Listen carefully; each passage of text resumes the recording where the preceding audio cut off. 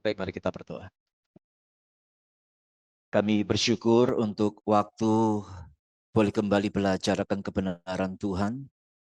Karena kami sadar di tengah dunia ini ada begitu banyak pemikiran, pandangan yang sebenarnya sangat jauh dari kebenaran-Mu dan bahkan berpotensi menyesatkan kami. Karena itu kami membutuhkan terang firman Tuhan, boleh menerangi jalan kami. Sehingga kami bisa membedakan mana yang benar dan mana yang salah. Tapi kami juga memerlukan terang dan anugerah-Mu ya Tuhan. Karena kami tahu sejelas apapun firman-Mu diberitakan, tanpa Engkau beranugerah bagi kami, memberkati kami, membuat kami mengerti, maka kami tak mungkin bisa mengerti kehendak-Mu. Tolong kami Tuhan, berkati kami. Mungkin juga di dalam kelemahan kami, dalam kelelahan kami, bisa saja kami kehilangan konsentrasi dalam belajar. Tolong mampukan kami untuk tetap memikirkan kebenaran-Mu, memikirkan Engkau, dan kami siap untuk diberkati bersama-sama. Kami menyerahkan waktu ini ke dalam tangan-Mu, dalam nama Yesus kami berdoa. Amin. Baik, kita masuk di satu doktrin yang baru, yaitu eskatologi atau doktrin akhir zaman. Dan malam hari ini kita akan mulai sesi yang pertama dengan tema tempat penantian. Apakah itu ada tempat penantian?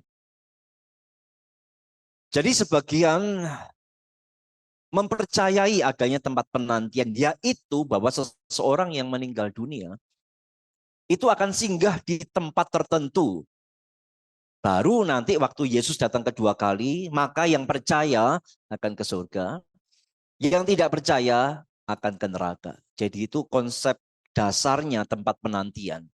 Jadi orang yang meninggal tidak langsung ke surga atau tidak langsung ke neraka, tapi berada di tempat tertentu itu yang namanya tempat penantian atau intermediate state atau intermediate place. Maka disitulah mereka menunggu Yesus datang. Baru nantinya yang percaya ke surga, yang tidak percaya ke neraka. Hanya pertanyaannya, apakah memang Alkitab mengajarkan tempat semacam ini? Apakah tempat penantian semacam ini itu ada atau tidak?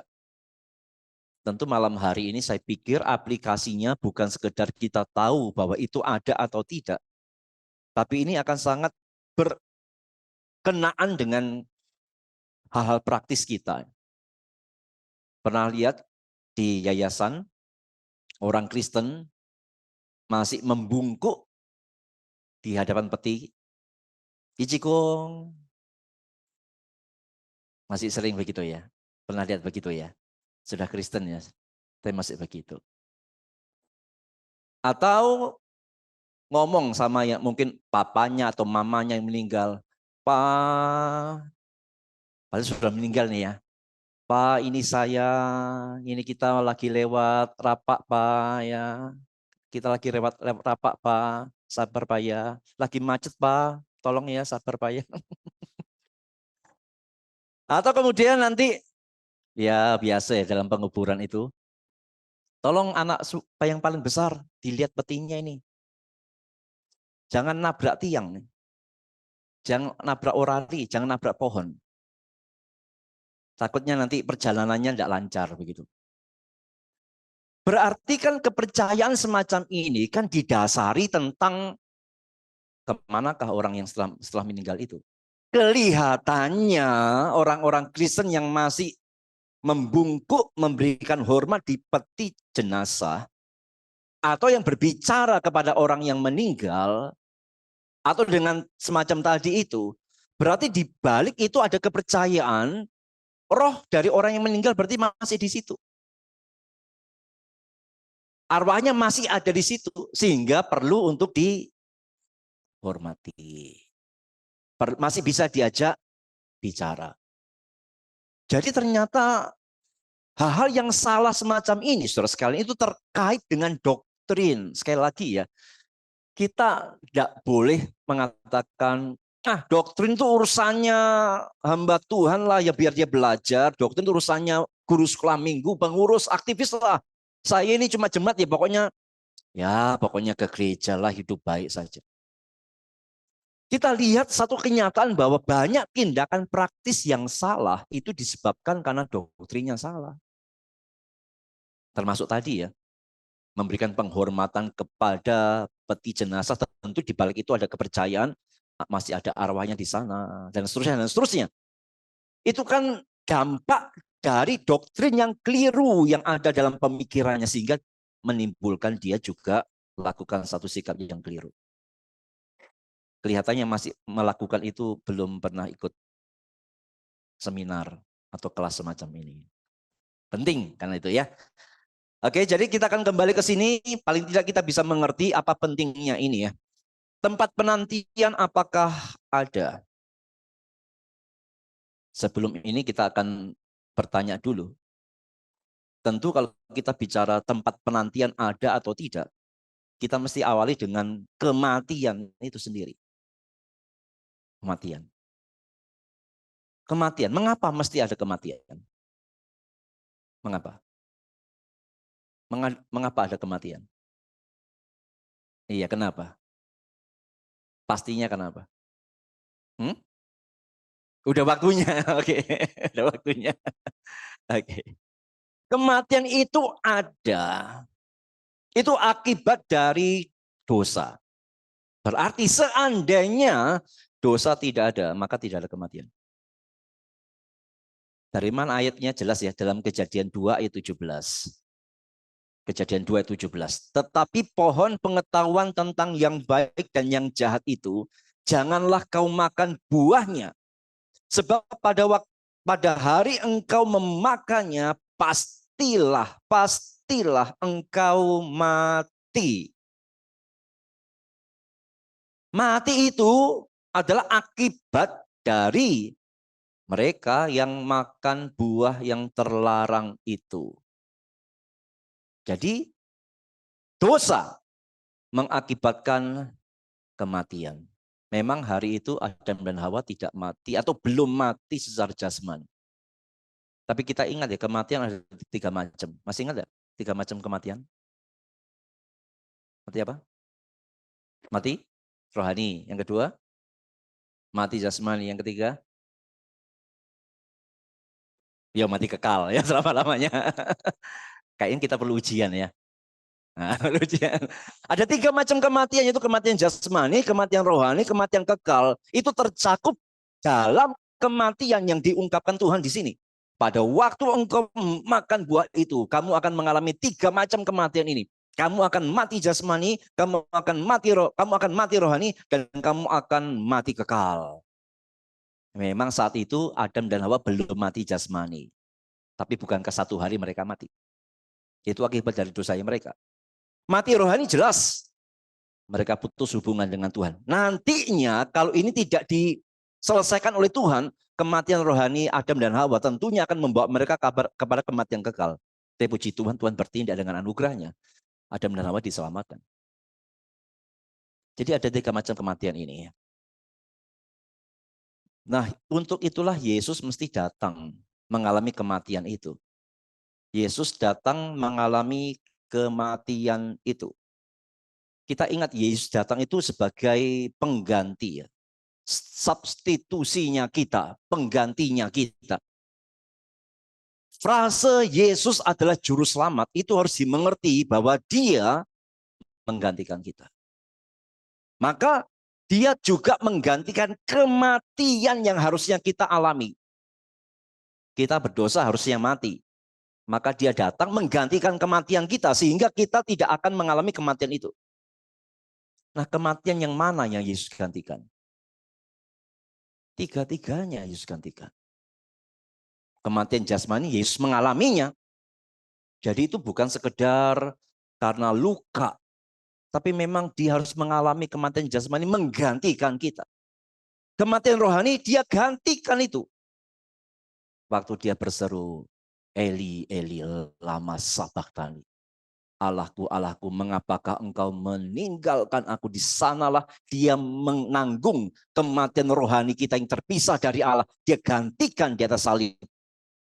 Kematian kekal, kematian neraka, penghukuman neraka. Dia gantikan.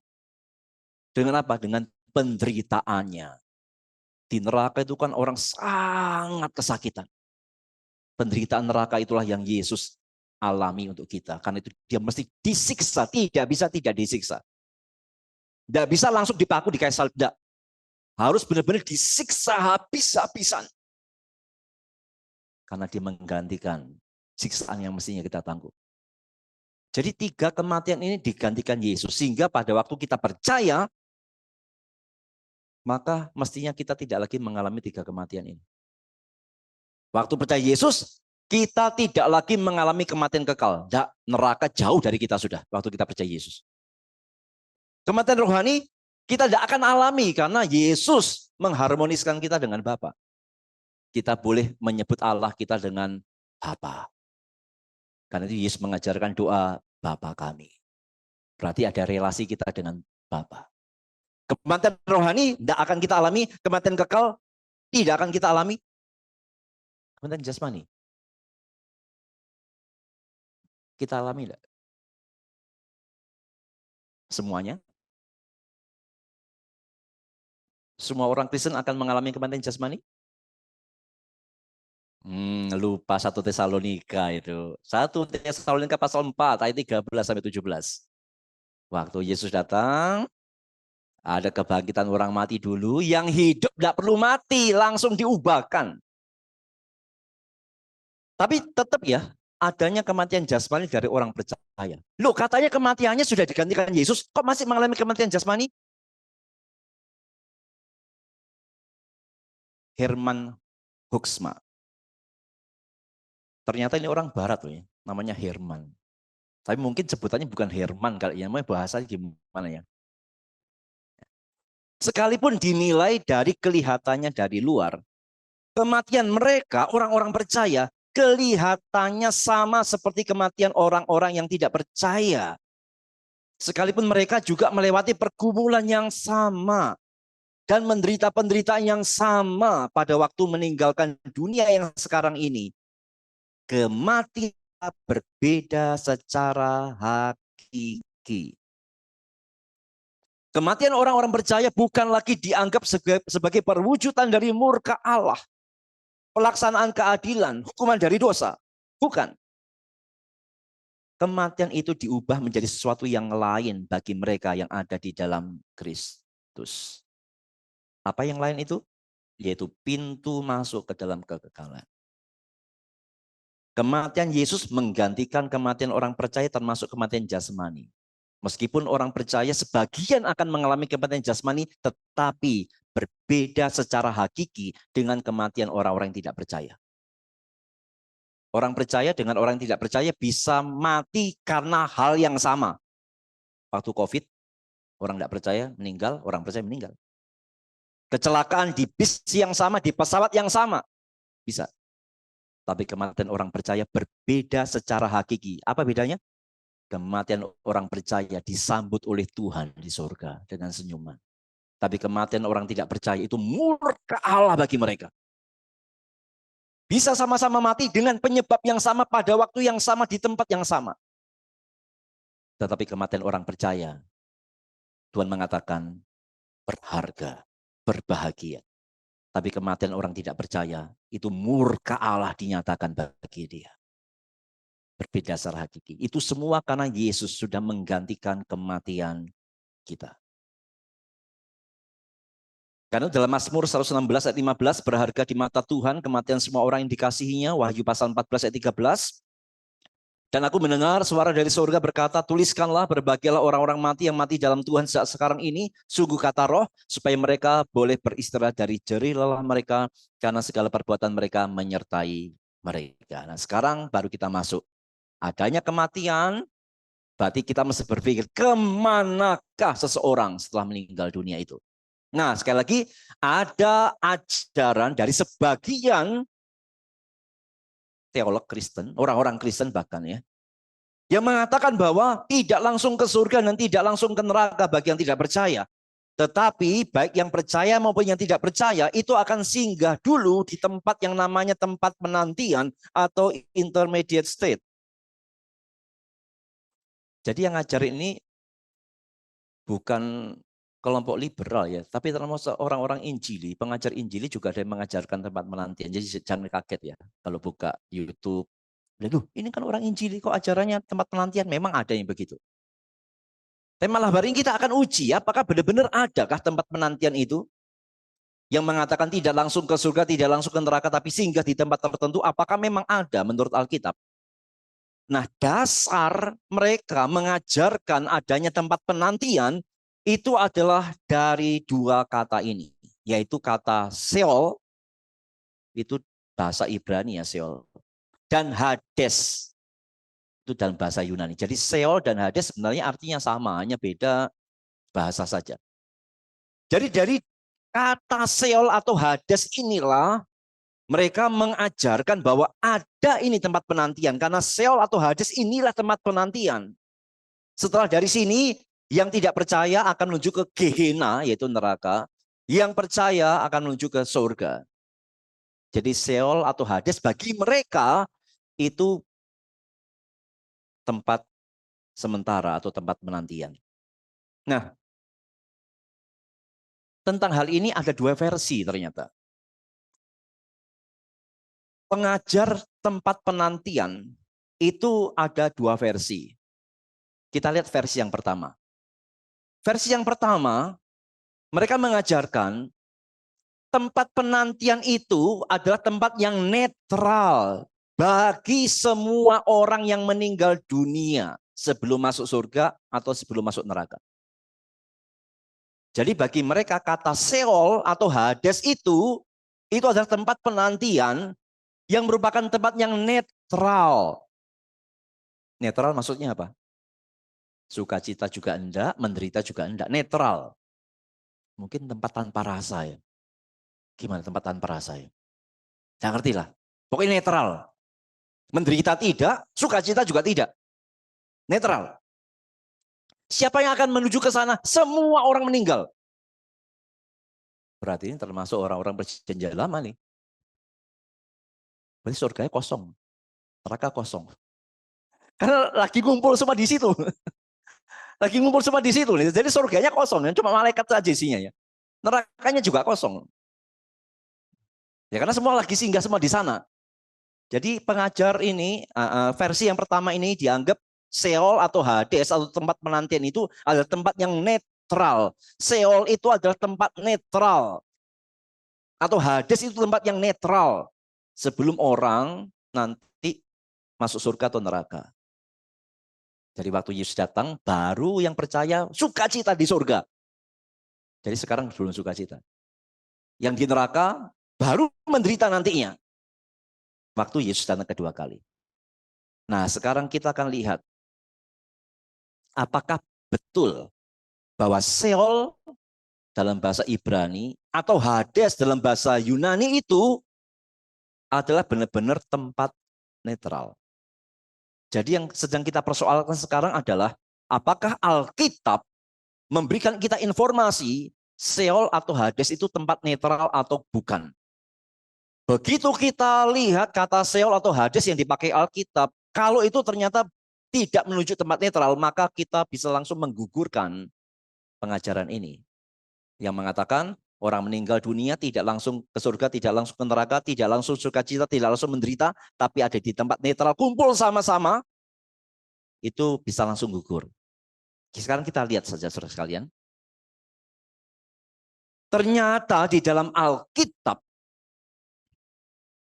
kata Sheol atau Hades itu tidak mungkin merupakan tempat netral. Sekali lagi, berdasarkan data Alkitab, kata Sheol atau Hades itu tidak mungkin menunjuk pada tempat yang netral. Tidak sukacita, juga tidak menderita. Tidak, saudara. Mari kita perhatikan, kita lihat buktinya ya. Lukas 16 ayat 23. Ayo yang dalam ruangan boleh baca sama-sama. 2, 3.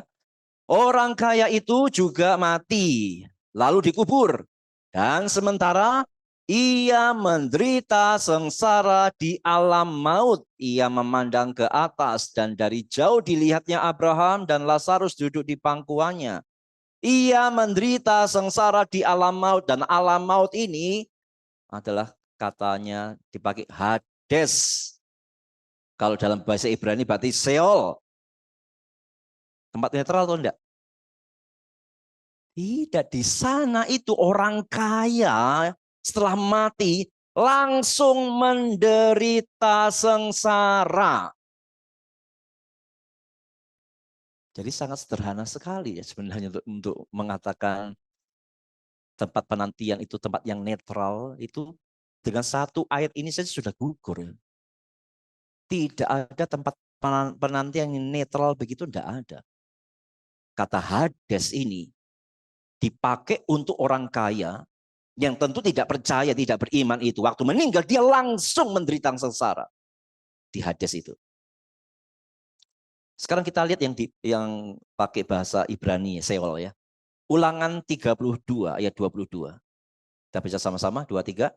Sebab api telah dinyalakan oleh murkaku dan bernyala-nyala sampai ke bagian dunia orang mati yang paling bawah. Api itu memakan bumi dengan hasilnya dan menghangus dasar gunung-gunung. Dunia orang mati dipakai kata Ibrani Sheol. Apakah itu mengindikasikan tempat netral? Dalam ayat Ulangan 32 ayat 22, netral tidak? Tidak. Dari mana kita tahu tidak? Iya, dari mana kita tahu bahwa Sheol dalam Ulangan 32 ayat 22 tidak mungkin tempat netral? Karena yang ada itu loh, merah di atasnya itu loh. Saya sengaja kasih merah loh. Kunci jawaban tuh. Karena di sana api telah dinyalakan oleh murkanya Tuhan. Di Sheol itu loh. Ada api murka Allah di sana. Tidak mungkin netral. Di sana orang kaya itu menderita. Di sini juga dikatakan api murka Allah itu ada. Lagi, bahwa Sheol atau Hades tidak mungkin tempat netral. Ayub 26 ayat 6.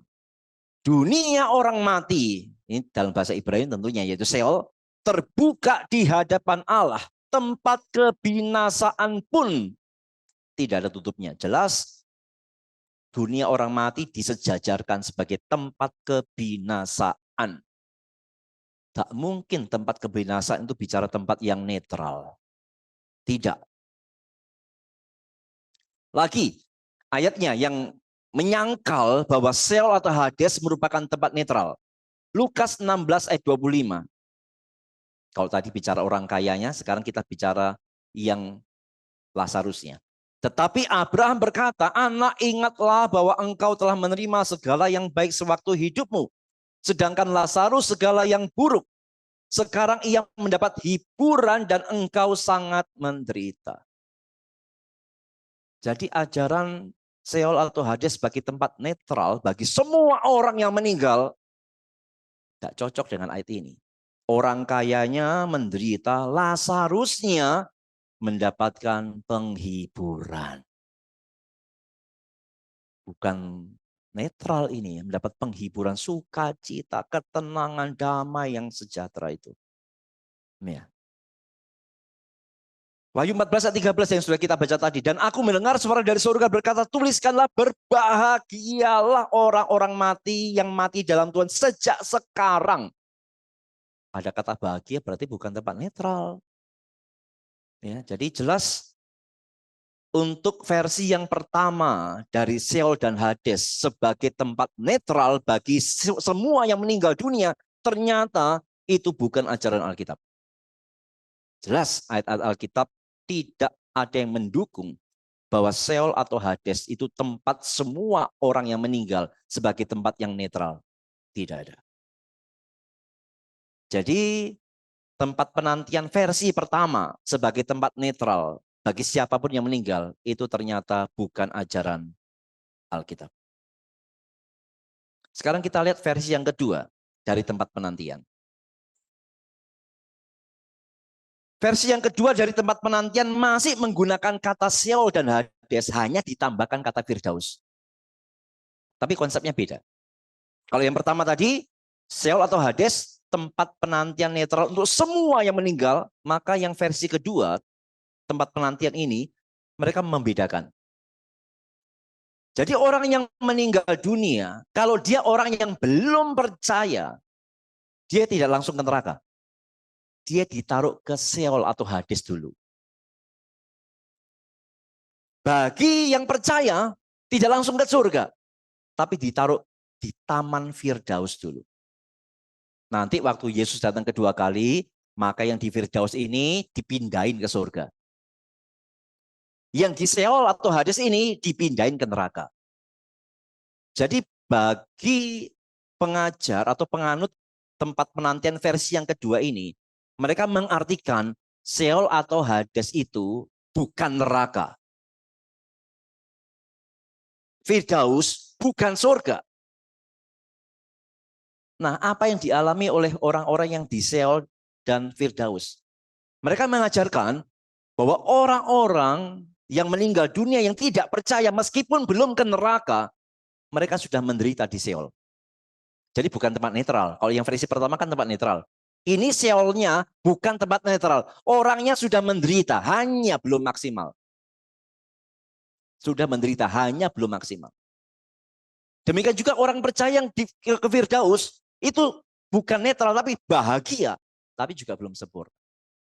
Nanti waktu Yesus datang kedua, barulah yang dari Seol atau Hades dipindahkan ke neraka, barulah sempurna penderitaannya. Yang di Firdaus dipindahkan ke surga, barulah sempurna sukacitanya. Tapi tetap ini tempat penantian. Hanya dipisahkan. Yang percaya dengan yang tidak percaya dipisahkan tempatnya. Lagi-lagi kita mesti kembali kepada Alkitab ya. Apakah memang Alkitab mengajarkan tempat penantian yang semacam ini? Bahwa orang percaya yang meninggal tidak langsung ke surga, tapi mampir di Firdaus dulu. Apakah benar Alkitab mengajarkan bahwa orang yang tidak percaya yang meninggal itu tidak langsung ke neraka, tapi mampir dulu di Seol atau Hades? Lagi-lagi nanti kita akan mempelajari dua kata ini, yaitu Seol dan Firdaus. Oke, sekarang kita akan lihat dari Alkitab. Sebenarnya kata Seol atau Hades ini itu menunjuk pada apa sih sebenarnya? Nah ternyata saudara dalam penelitian, penyelidikan, kata Seol dan Hades ini atau Hades ini tidak pernah menunjuk pada tempat penantian. Kalau kita pelajari semua kata Seol atau Hades dalam Alkitab sekali lagi tidak pernah menunjuk pada tempat penantian. Kalau begitu menunjuk pada apa? Yang pertama, kata Seol atau Hades ini artinya tidak tunggal ya. Kalau tidak menunjuk pada tempat, maka kata Seol atau Hades ini bisa berarti sebagai keadaan kematian. Keadaan kematian maksudnya ya roh meninggalkan tubuh itu loh. Menghembuskan nafas yang terakhir itu Seol atau Hades. Kalau tidak bicara tentang tempat. Tapi kalau konteksnya bicara tempat, maka Seol atau Hades ini hanya punya dua kemungkinan tempat. Kalau tidak kuburan, neraka. Tidak pernah Alkitab membicarakan tempat yang lain selain dua tempat ini untuk Seol atau Hades. Kita akan lihat buktinya ya. Jadi paling tidak kita pahami dulu. Kata Seol atau Hades dalam Alkitab tidak pernah menunjuk pada tempat penantian. Itu bisa dalam pengertian menunjuk pada keadaan kematian. Atau kalau bicara tempat, itu bisa bicara dua tempat. Kalau tidak kuburan, ya neraka. Tidak ada tempat lain. Jadi Seol atau Hades tidak pernah menunjuk pada tempat penantian. Sekarang kita lihat beberapa ayatnya. Bahwa Seol bicara kuburan atau keadaan kematian. 1 Samuel 2:6. Tuhan mematikan dan menghidupkan. Ia menurunkan ke dalam dunia orang mati, yaitu Seol di bangkit sana, dan mengangkat dari sana. Tuhan mematikan dan menghidupkan, ia menurunkan orang ke dalam dunia orang mati dan mengangkat dari sana. Berarti kata Seol di sana artinya apa nih? Tuhan nurunkan ke Seol, lalu ngangkat juga dari sana. Berarti kata Seol yang tepat di sini artinya apa? Sudah ada di sebelahnya itu loh. Kuburan. Tuhan nurunkan orang ke kuburan dan dari kuburan dia angkat kembali waktu kapan waktu kebangkitan. Ya, jadi kata Seol di sana itu artinya sederhana, kuburan. Bukan tempat penantian. Mana ada Tuhan angkat orang dari tempat penantian? Enggak ada. Mazmur 88 ayat 3 sampai 4. Biarlah doaku datang ke hadapanmu, sendengkanlah telingamu kepada teriakku. Sebab jiwaku kenyang dengan malapetaka dan hidupku sudah dekat dunia orang mati. Yaitu kata Seol di pagi sana. Dan hidupku sudah dekat Seol. Maka Seol lebih tepat diartikan apa di situ? Kematian. Bukan bicara kuburannya, kematian. Aku sudah dekat dengan menghembuskan nafas yang terakhir, kira-kira begitu. Sudah dekat dengan waktu kematianku. Jadi kata Seol di sini, yang pertama dalam 1 Samuel itu bicara kuburan. Lalu dalam Mazmur itu 88 ayat 4 itu bicara keadaan kematian. Lalu gimana dong kalau satu kata ini bisa memiliki dua arti? Ya artinya tergantung konteksnya. Kalau 1 Samuel 2 ayat 6 tidak mungkin kita artikan keadaan kematian. Konteksnya menuntut kita mengartikan itu kuburan.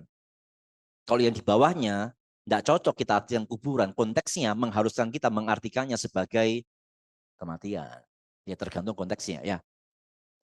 Yang jelas tidak bicara tempat penantian. Hades sekarang itu bicara kuburan atau juga keadaan kematian.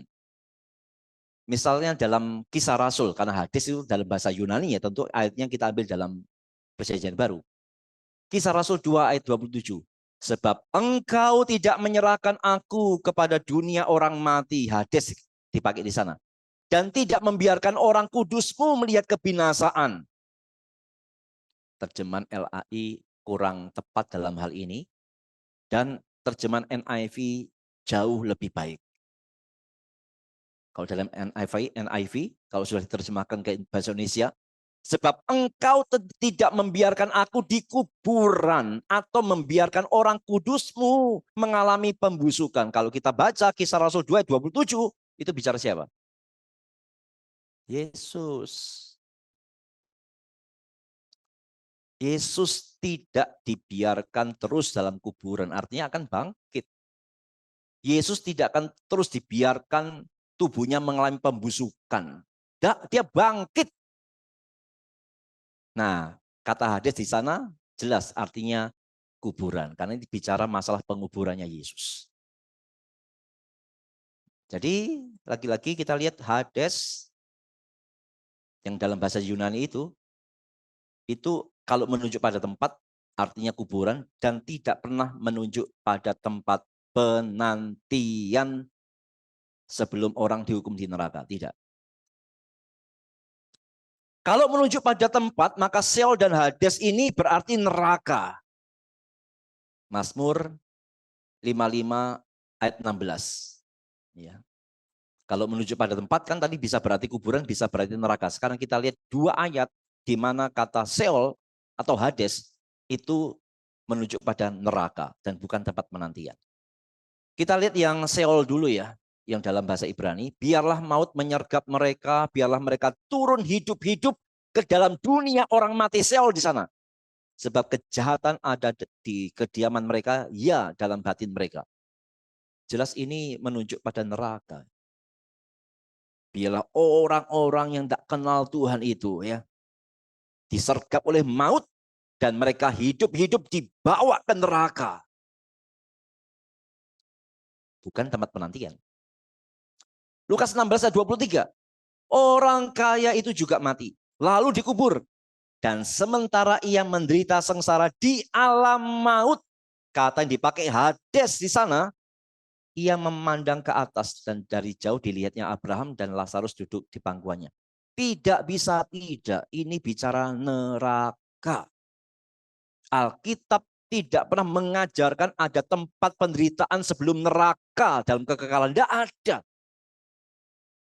Maka mereka yang membedakan antara Hades dan Gehenna itu salah. Hades menunjuk pada neraka, demikian juga Gehenna menunjuk pada tempat yang sama. Bukan dua tempat yang berbeda. Ya. Nah, sekarang kita sudah membuktikan bahwa Hades atau Sheol itu bukanlah tempat penantian bagi orang yang tidak percaya sebelum mereka ke neraka. Tidak. Kita sudah membuktikan dari ayat-ayat tadi, sebenarnya masih banyak ayat lagi ya. Bahwa kata Sheol atau Hades, kalau tidak menunjuk pada tempat, dia bicara keadaan kematian. Kalau menunjuk pada tempat, dia bicara kalau tidak kuburan, ya neraka. Tidak pernah bicara tempat penantian sebelum orang ke neraka. Tidak. Nah, sekarang kita bicara Firdaus. Untuk ini kita sudah sering dengar ya. Apa sih Firdaus? Apa sih Firdaus? Bagi pengajar tempat penantian versi yang kedua ini, mereka mengajarkan Firdaus itu tempat sukacita sebelum orang percaya ke surga. Dan lagi tempat singgah orang percaya ya. Sekarang kita akan lihat apakah memang Firdaus itu bicara tempat singgah semacam itu. Ataukah Firdaus itu adalah surga?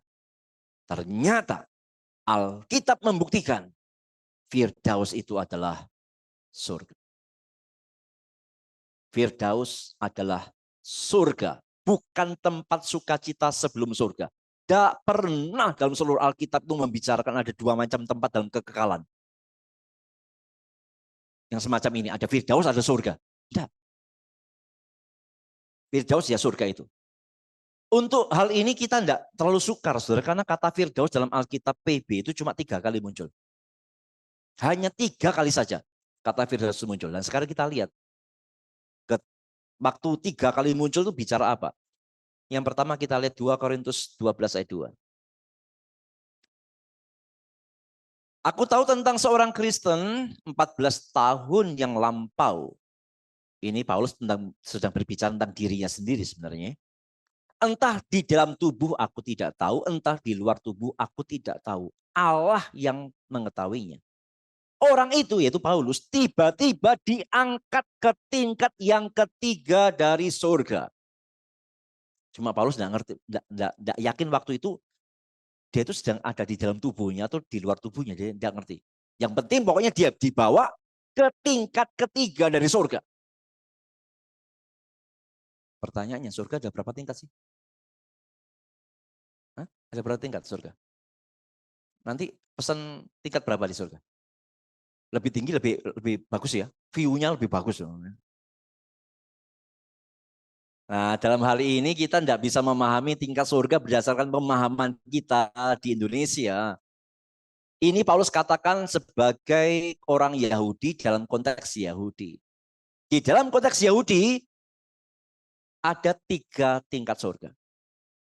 Surga tingkat pertama itu adalah dari tanah lantai kita sampai ke langit yang kita lihat. Bagi orang Yahudi itu surga tingkat pertama. Ya, sampai di langit yang kita bisa lihat begitu ya. Lalu surga tingkat kedua adalah di angkasa sana. Di atas sana, di mana banyak benda-benda, bukan banyak ya, terlalu banyak benda-benda langit bergelantungan di sana. Galaksi, miliaran bintang, tata surya kita, semua yang bergelantungan di atasnya, atas sana. Itulah surga tingkat kedua bagi orang Yahudi. Nah kalau begitu surga tingkat ketiga itu bisa apa? Yang lebih atas lagi dari itu. Bagi orang Yahudi itulah surga. Jadi ketika orang Yahudi mengatakan tingkat ketiga dari surga itu sedang membicarakan surga itu sendiri. Nah, sekarang kita lihat ayat yang keempat. Kita sudah ngerti ya bahwa tingkat ketiga dari surga itu surga sendiri.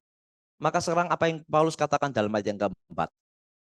Ia, yaitu dirinya sendiri, yaitu Paulus ya, tiba-tiba diangkat ke Firdaus. Dan ia mendengar kata-kata yang tak terkatakan yang tidak boleh diucapkan manusia. Ini menunjuk pada tempat yang sama. Ayat yang kedua, Paulus mengakui, aku diangkat ke tingkat ketiga dari surga, yaitu surga. Dan dia juga mengatakan, aku loh diangkat ke Firdaus. Loh, jadi yang benar yang mana, Paulus? Firdaus atau surga? Ya sama. Dari perbandingan dua ayat ini, Firdaus adalah surga, surga adalah Firdaus, tidak lain, tidak bukan. Ya. Sekarang kita lihat kata Firdaus yang kedua. Wahyu pasal 2 ayat 7. Siapa bertelinga, hendaklah ia mendengarkan apa yang dikatakan roh kepada jemaat-jemaat. Barang siapa menang, dia akan kuberi makan dari pohon kehidupan yang ada dalam taman Firdaus Allah.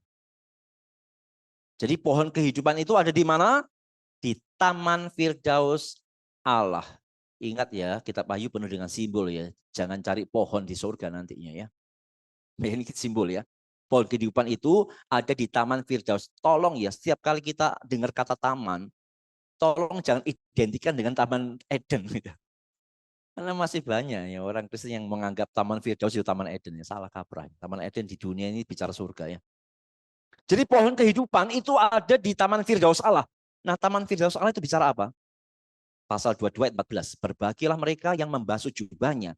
Mereka akan memperoleh hak atas pohon-pohon kehidupan dan masuk melalui pintu-pintu gerbang ke dalam kota itu. Kalau kita baca Wahyu pasal 22, ini bicara surga.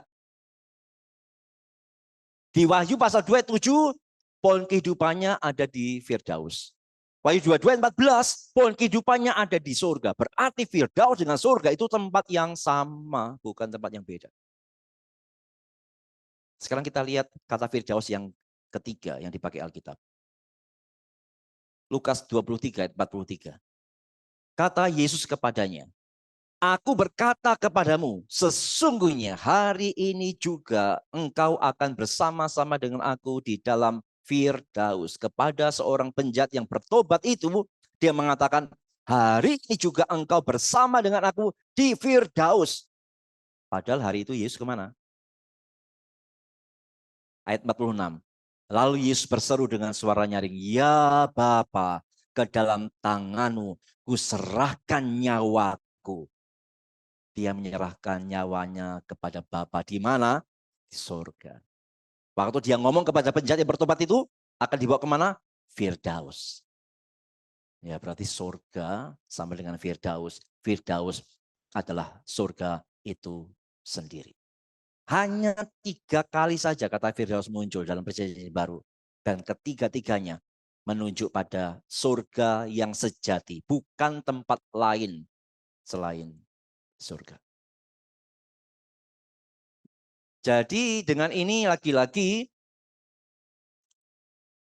kita bisa menggugurkan pandangan tempat penantian yang versi yang kedua tadi.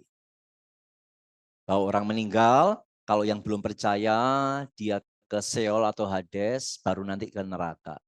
Kita sudah mengatakan itu salah. Kita sudah membuktikan tadi. Yang percaya tidak langsung ke surga tapi ke Firdaus. Berarti kan mereka membedakan antara surga dan Firdaus. Ternyata kita sudah melihat dalam ayat-ayat tentang Firdaus, itu ternyata adalah surga itu sendiri. Maka dengan ini kesimpulannya adalah Seol atau Hades tidak pernah berbicara tentang tempat penantian. Firdaus tidak pernah bicara tentang tempat penantian. Karena memang tempat penantian tidak ada. Tempat penantian tidak ada. Saya mengutip dari seorang reform ya penulis dan teolog yang hebat, Louis Berkhof. Itu atau tempat penantian itu secara jelas bertentangan dengan gambaran Alkitab bahwa orang benar langsung masuk ke dalam kemuliaan dan orang jahat langsung turun ke tempat hukuman kekal. Nah, jadi berdasarkan apa yang dikatakan Berkhof, ya, tempat penantian itu tidak ada dan tidak pernah ada. Karena Alkitab mengajarkan yang percaya langsung ke dalam kemuliaan surga, yang tidak percaya itu langsung ke dalam tempat hukuman yang kekal. Dan memang itulah pandangan Alkitab. Alkitab mengajar kita bahwa setelah kematian, orang percaya langsung ke surga. Dan orang yang tidak percaya langsung ke neraka. Kita langsung lihat ayat-ayatnya ya. 2 Korintus 5 ayat 51.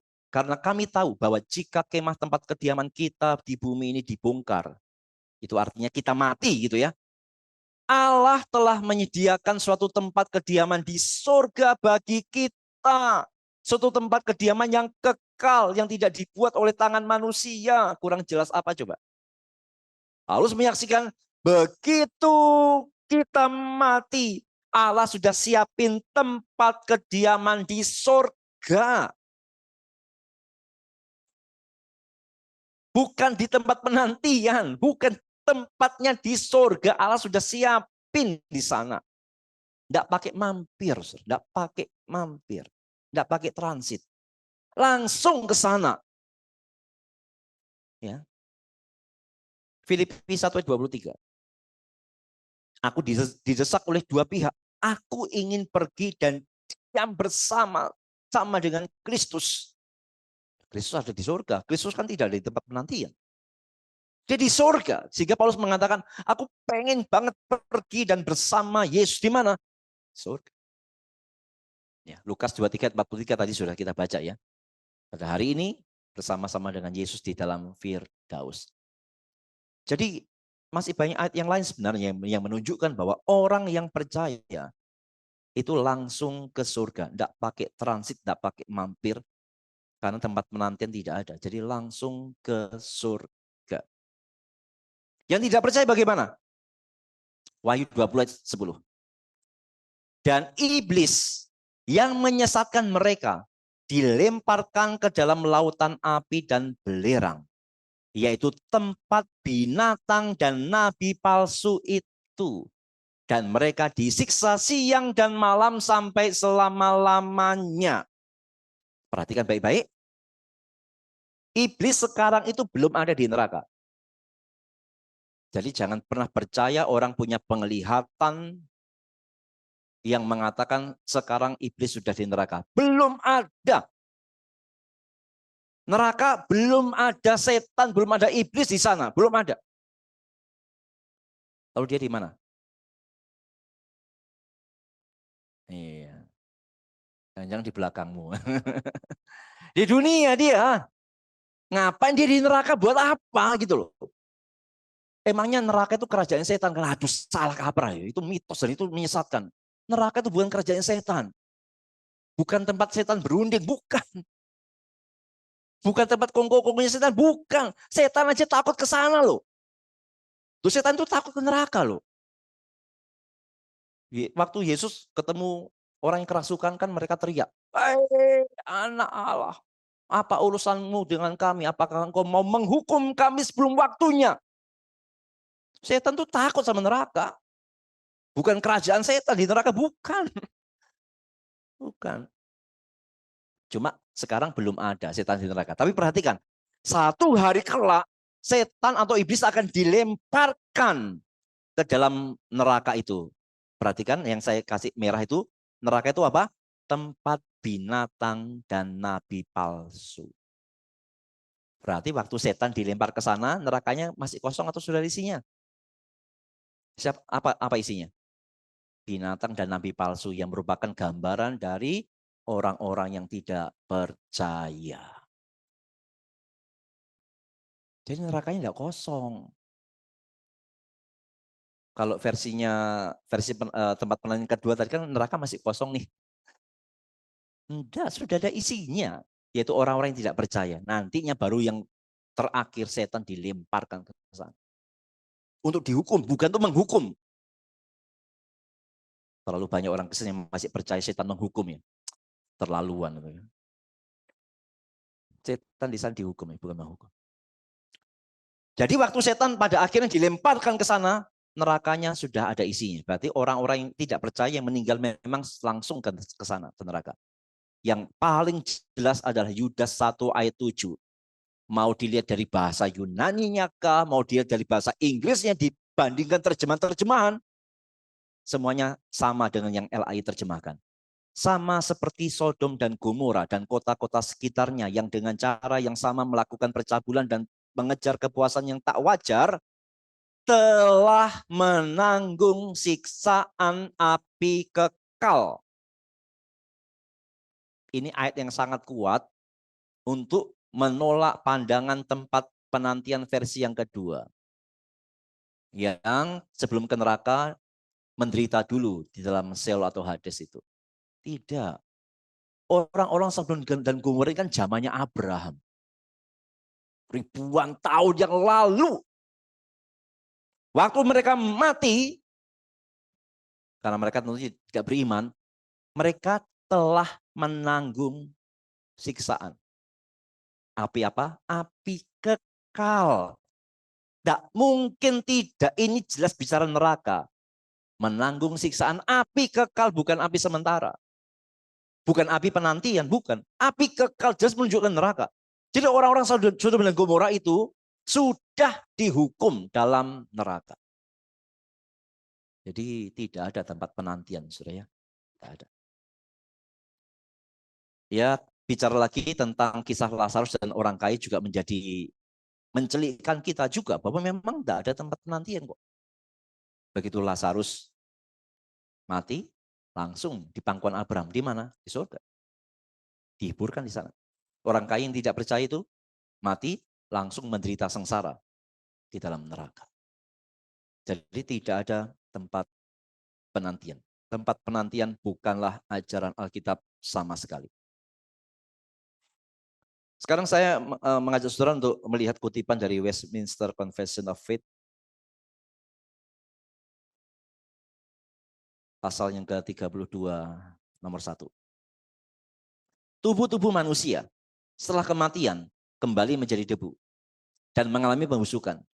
Tetapi jiwa-jiwa mereka yang tidak mati ataupun tidur, karena mempunyai keberadaan yang tidak bisa mati, langsung kembali kepada Allah yang memberikan jiwa-jiwa itu.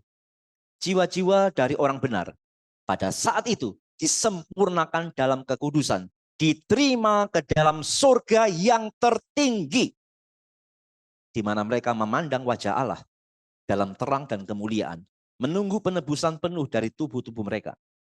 Dan jiwa-jiwa orang jahat dibuang ke dalam neraka, di mana mereka tinggal dalam penyiksaan dan kegelapan total, disimpan untuk penghakiman pada hari besar. Di samping kedua tempat ini, untuk jiwa-jiwa yang terpisah dari tubuh-tubuh mereka, kitab suci tidak mengakui ada tempat lain. Tidak ada tempat penantian. Jadi sekarang yang ada di surga adalah jiwa atau roh dari orang-orang percaya. Tubuhnya masih di dunia. Nanti waktu Yesus datang baru dibangkitkan. Ya. Sekarang yang di neraka baru roh atau jiwa dari orang-orang yang tidak percaya. Tubuhnya masih di dunia. Nantinya mereka juga akan mengenakan tubuh untuk disiksa. Ya. Kutipan lagi dari William G. Tisset. Tidak ada perbedaan yang hakiki antara Firdaus dan surga. Jadi kalau tadi ya, penganut tempat penantian versi yang kedua yang membedakan Firdaus dan surga, William G. Tisset menolaknya. Tidak ada perbedaan Firdaus dan surga. Tidak ada perbedaan yang hakiki antara Hades dan neraka. Maka hakikat dari pandangan reform adalah bahwa keadaan antara kematian dan kebangkitan untuk orang yang diselamatkan adalah surga tanpa tubuh. Dan keadaan akhir dari orang yang diselamatkan adalah surga dengan tubuh. Bahwa keadaan antara kematian dan kebangkitan untuk orang yang terhilang adalah neraka tanpa tubuh. Dan keadaan akhir untuk orang yang terhilang adalah neraka dengan tubuh. Seperti yang barusan saya jelaskan ya. Yang ada di surga sekarang baru roh. Yang ada neraka sekarang baru roh. Tapi keadaan akhirnya nanti surga dengan tubuh, juga neraka dengan tubuh. Di surga, roh orang percaya disatukan dengan tubuhnya, dengan tubuh kemuliaan. Wah, betapa lebih sukacita. Sukacita sempurna. Yang di neraka, sudah menderita sekarang, ditambahkan tubuhnya kelak, tambah sengsara. Maksimal. Ya. Oke, saya pikir itu sudah sangat jelas ya tentang ajaran Alkitab bahwa tempat penantian itu tidak pernah ada. Yang ada adalah surga yang kekal dan neraka yang kekal. Tetapi pengajar atau penganut tempat penantian itu memiliki keberatan. Yang pertama, ada ayat dalam 2 Petrus 2 ayat 9. Kita baca sama-sama. 2 Petrus 2 ayat 9. Maka nyata bahwa Tuhan tahu menyelamatkan orang-orang saleh dari pencobaan. Dan tahu menyimpan orang-orang jahat untuk disiksa pada hari penghakiman. Lah, lihat tuh. Orang-orang jahat itu disimpan sama Tuhan. Nanti baru dihakimi. Jadi belum ke neraka mereka. Disimpan di mana? Di tempat penantian. Waduh, benar juga ya.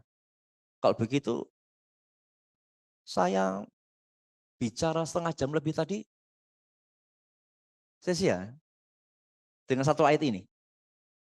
Ternyata Tuhan nyimpen orang jahat untuk disiksa pada hari penghakiman. Berarti tidak langsung ke neraka, disimpan dulu sama Tuhan. Tempat penantian. Maaf ya, saya sudah mengajar yang salah. Tidak, coba kita mengerti ayat ini baik-baik. Pertanyaannya adalah, Tuhan menyimpan orang jahat itu, nyimpannya di mana? Sesudah mereka mati atau sebelum mati? Tahu dari mana sebelum mati?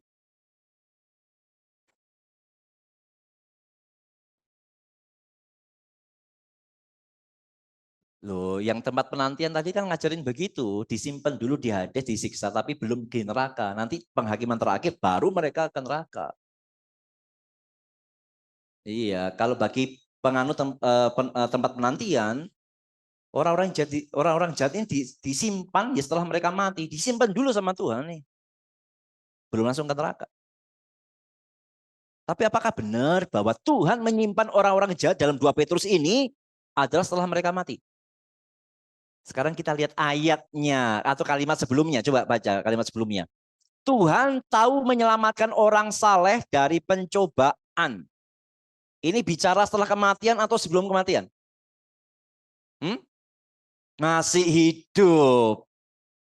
Karena Tuhan menyelamatkan orang saleh dari pencobaan itu diselamatkan selama dia masih hidup, belum mati. Maka otomatis kalimat di bawahnya Tuhan menyimpan orang jahat itu ada disimpan selama masih hidup. Jadi ayat ini tidak bicara orang yang sudah mati. Ini bicara orang yang masih hidup. Orang saleh dipelihara Tuhan. Diselamatkan dari pencobaan. Orang-orang yang jahat itu ya. Tuhan simpan di dunia ini untuk nantinya dihakimi dalam kekekalan. Ternyata tetap kesimpulannya ya, tempat penantian tidak ada. Karena 2 Petrus pasal 2 ayat 9 sama sekali tidak bicara tempat penantian. Ini bicara tentang orang-orang yang masih hidup, bukan bicara orang-orang yang sudah mati.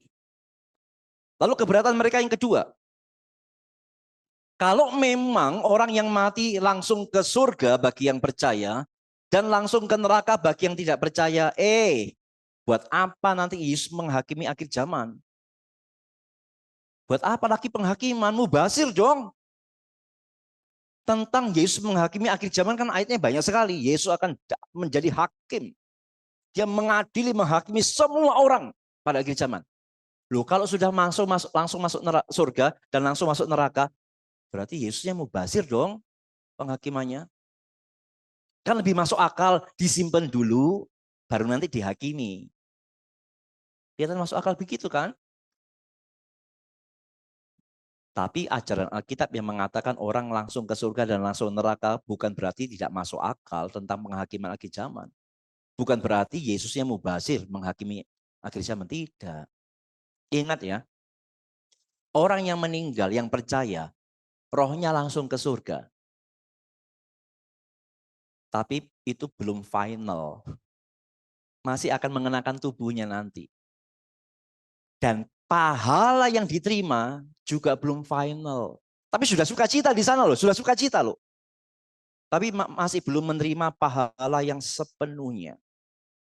Orang yang di neraka yang tidak percaya sudah menderita, tapi tanpa tubuh ini. Dan penderitaannya juga belum final, dalam pengertian belum sebenar-benarnya sesuai dengan porsi penghukumannya. Yang di surga belum full dengan semua pahalanya, yang di neraka belum full dengan semua hukumannya. Nah, kapan fullnya? Waktu Yesus datang kedua kali. Baru yang di surga itu menerima semua pahala sesuai dengan ketaatan. Yang di neraka betul-betul menanggung semua hukuman yang full. Tuhan itu adil. Orang masuk surga jelas bukan karena perbuatan. Orang masuk surga jelas bukan karena ketaatan. Tetapi dalam tanda kutip mahkotanya di sana. Dalam tanda kutip, kita tidak ngerti apakah berpakai mahkota atau tidak. Ya. Dalam tanda kutip mahkota yang jelas satu sama lain beda.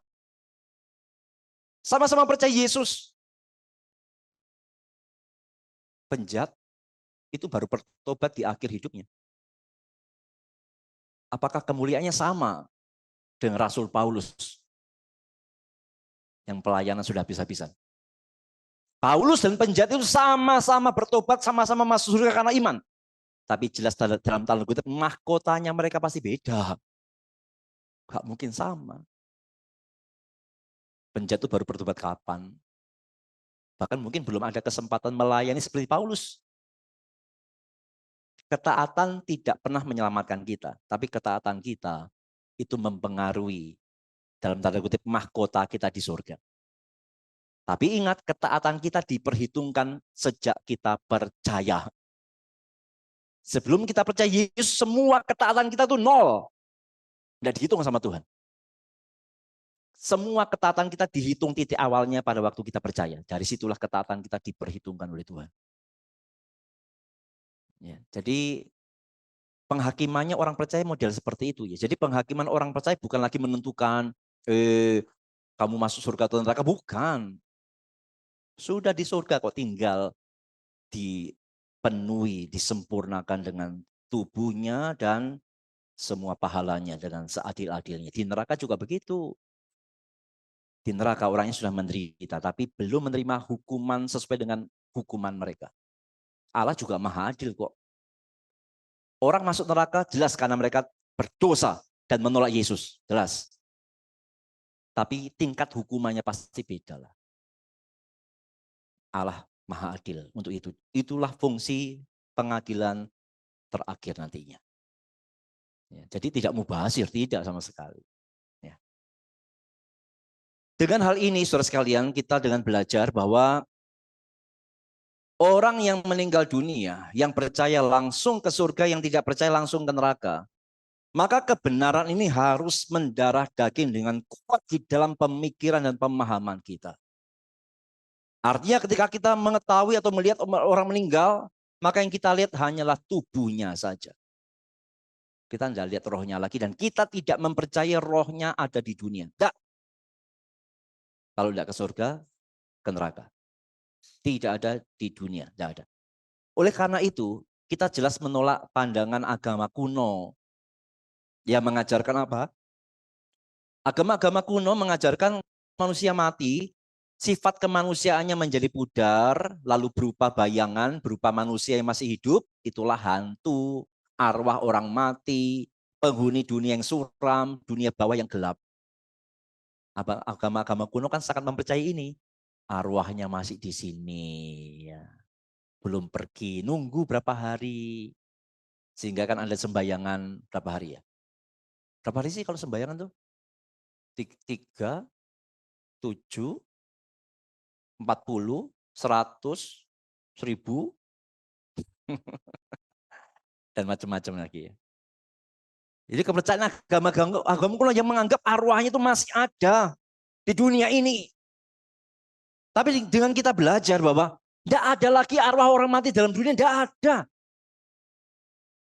Ya karena kalau tidak ke surga ke neraka sudah titik. Tidak ada lagi arwah orang mati dalam dunia, tidak ada. Kalau begitu orang-orang yang suka dilihati gimana? Katanya dengar suaranya, akongnya, lihat amannya. Ya kita mesti kuat dalam pemahaman kita, itu pasti bukan akongmu, itu pasti bukan amamu. Karena kalau akong amamu sudah percaya dia sudah di surga, ngapain dari sini? Kalau tidak percaya dia pasti sudah di neraka. Loh kalau gitu siapa dong? Tidak mungkin dari Tuhan kan? Ya kalau tidak mungkin dari Tuhan siapa? Siapa? Nah, tuh bukan aku jawab loh ya. Itu pasti setan. Setan bisa nyamar, bisa. Jangankan nyamar jadi seperti orang yang sudah mati ya. Setan nyamar jadi malaikat aja bisa kok. Ya. Sehingga jangan goyah iman. Waduh, sejak aku percaya loh, aku didatengin ama, datengin akong, aku dimarah-marahin. Itu bukan akong, bukan ama yang datang, itu setan yang datang. Karena itu kita menolak panteisme yang mengajarkan bahwa setelah manusia mati, mereka kembali ke alam semesta. Karena bagi mereka, seperti tetesan butir air yang kembali ke lautan kosmik. Panteisme kan mengajarkan semua itu adalah Allah. Manusia itu adalah Allah. Maka dari panteisme ya lahirlah bermacam-macam itu ya. Penyembahan-penyembahan yang termasuk melalui olahraga-olahraga itu istilah sekalian ya. Panteisme ini masuk kemana-mana ya. Karena itu kita menolak reinkarnasi yang mengajarkan bahwa seorang yang mati akan dilahirkan kembali dalam bentuk kehidupan lain. Yang dilahirkan itu bukan wujud fisik, melainkan jiwa orang tersebut yang kemudian mengambil wujud tertentu sesuai dengan hasil perbuatannya terdahulu. Kita hanya percaya inkarnasi Yesus, Allah jadi manusia, jadi daging. Tapi kita tidak percaya reinkarnasi di mana orang terus berputar-putar ya. Mati, hidup, hidupnya kemudian tergantung pada kehidupan sebelumnya dan seterusnya. Kita tidak percaya reinkarnasi. Karena langsung ke surga atau langsung ke neraka. Tidak ada putar-putar dalam dunia. Karena itu kita menolak satu ajaran yang namanya soul sleep. Bahwa orang waktu mati itu jiwanya tidur di kuburan. Sampai nanti Yesus datang kedua kali. Soul sleep ini juga ajaran dari sekte-sekte Kristen. Sempat saya lupa sekte apa yang ngajarinnya. Bahwa mereka mengajarkan jiwanya itu belum ke surga, belum. Masih di kuburan. Lagi bubuk dia. Ini dibangunkan Yesus. Yesus kan ngomong kan? Ya, tentang orang yang mati itu kan dia ngomong juga kan. Enggak mati kok, dia tidur. Padahal maksudnya mati. Itu dasar pandangannya. Tapi jelas ini salah ya. Alkitab jangan sangat jelas kalau tidak surga, tidak ke neraka. Tidak ada orang mati itu jiwanya atau rohnya tidur di kuburan. Tidak ada. Karena itu kita menolak pandangan annihilation. Bahwa yang mengajarkan bahwa pada waktu orang mati jiwa manusia dimusnahkan. Tidak lagi bereksistensi. Annihilation ini ada dua macam ya. Yang total, yang sebagian. Kalau yang total itu semua manusia dimusnahkan. Kalau yang sebagian, itu yang percaya. Ya, yang baik maksudnya. Itu akan diberikan kekekalan. Yang tidak percaya, itu dimusnahkan. Nah ini pandangannya saksi Yehova. Saksi Yehova itu tidak percaya neraka. Mereka percaya hanya ada surga. Dan langit dan bumi yang akan dibaharui. Surga itu sendiri sudah terisi full sekarang. 144.000. Jadi orang saksi Yehova tidak pernah mimpi mau ke surga. Dia cuma mengharapkan akan tinggal di langit dan bumi yang baru ini. Yang nanti akan dibaharui oleh Tuhan. Langit dan bumi yang sekarang ini yang nanti akan dibaharui oleh Tuhan itu iman mereka. Lalu gimana dengan orang-orang yang tidak percaya kepada saksi Yehova? Tidak masuk neraka kok. Dimusnahkan. Tidak ada penderitaan. Dimusnahkan, hilang, habis. Tidak ada eksistensi, itu aja. Itu ajaran saksi Yehova yang menganut annihilation yang sebagian ini. Tapi kita menolak ya. Jelas neraka itu ada. Bahkan Yesus banyak bicara tentang neraka. Karena itu kita juga menolak purgatori. Kalau purgatori ini ajaran dari Katolik ya. Yang mengajarkan adalah adanya tempat sementara bagi orang Katolik yang ketika meninggal dunia masih belum sempurna. Di dalam Katolik diajarkan 3 macam ya tentang orang yang mati. Yang pertama, dia langsung ke surga. Ini bicara santo-santo yang suci-suci itu langsung. Lalu yang kedua, orang yang tidak Katolik itu langsung ke neraka. Atau orang Katolik tapi melakukan dosa besar.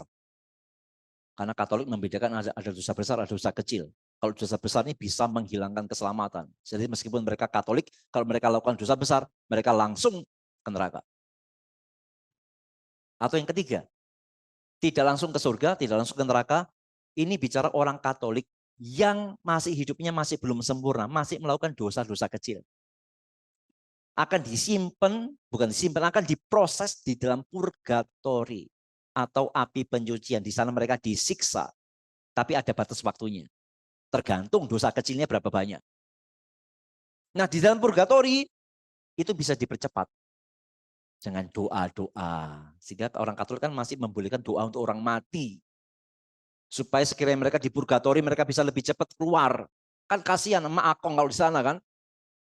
Atau zamannya Luther, mereka lebih gila lagi. Ada surat penghapusan dosa. Kalau makin banyak beli surat itu, maka yang di api penyucian itu makin cepat keluarnya. Tapi lagi-lagi tidak ada semacam ini. Tidak ada dalam Alkitab baik PL maupun PB yang mengajarkan api penyucian. Mereka mendapatkan ajaran api penyucian itu dari apokrifa atau deuterokanonika yang sudah pernah kita bahas dalam kelas yang lalu-lalu itu. Bukan kitab suci, hanya diakui sebagai kitab suci. Ya memang ada beberapa kitab deuterokanonika yang mengajarkan api penyucian semacam ini. Tapi jelas kalau dalam Alkitab yang dikanonkan sendiri tidak pernah ada. Yang ada adalah langsung surga atau langsung neraka. Jadi kita menolak semua pandangan-pandangan semacam ini tadi ya. Kita mesti kuat di dalam doktrin yang benar, surga atau neraka. Titik, tidak ada tempat penantian. Oke, materinya selesai. Silakan kalau ada yang mau bertanya.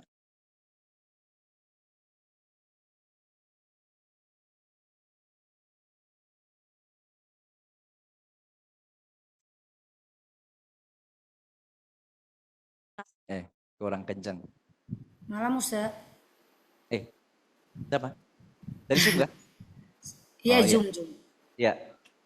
Musa, saya mau tanya sih, tadi agak bingung atau mungkin saya yang nggak dengar ya. Masa Di acing. yang masalah pohon kehidupan. Tadi kan Musa bilang di Wahyu itu kan dikatakan bahwa pohon kehidupan itu ada di Taman Firdaus Allah. Dan Musa tadi ngomong jangan kita berpikiran bahwa Taman Firdaus Allah itu adalah Taman Eden. Artinya nggak sama begitu ya Musa ya. Betul. Nah, yang jadi pertanyaan saya, apakah pohon kehidupan yang di dalam Wahyu tadi Musa jelaskan itu sama dengan pohon kehidupan yang ada di dalam Kejadian 2 ayat 7? Tidak sama, karena yang dalam Wahyu itu jelas tidak ada pohonnya. Itu hanya simbolis. Iya, kalau dalam Eden pasti ada tuh. Jadi pohon kehidupannya beda gitu ya? Bukan hanya beda, tapi yang dalam kitab Wahyu itu bicara simbolisnya. Bukan bicara wujud pohonnya. Karena di surga gak ada pohon, enggak ada. Kalau di Taman Eden ada pohonnya. Kalau di kitab Wahyu itu simbolis, bicara tentang orang-orang yang diselamatkan, yang menikmati keselamatan itu sebenarnya. Gitu. Oke Musa, thank you.